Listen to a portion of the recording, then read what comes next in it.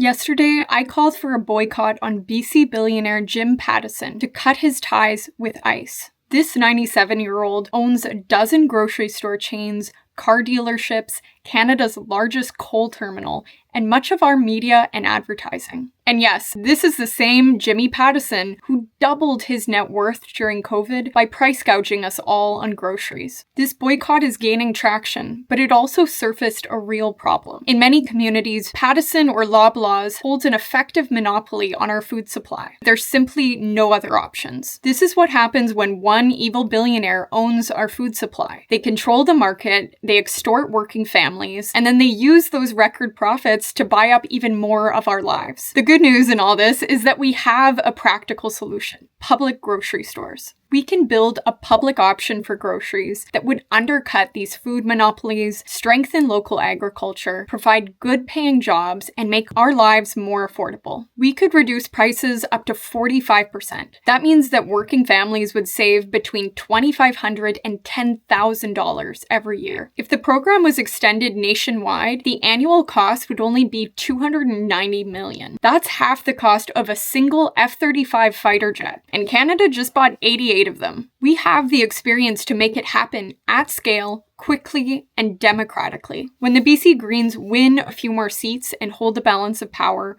we can force these kind of solutions onto the table. We can implement a major wealth tax on billionaires like Pattison and use that revenue to build affordable public grocery stores. We can keep up the pressure with a Pattison boycott and, where possible, switch to great alternatives like this. As we watch the US collapse into fascism, as we watch public executions from our phones, and as we struggle to get by in our own country, it is easy to feel overwhelmed with grief and powerless with anger. We must feel it, stare it straight in the eye, and turn that despair into action.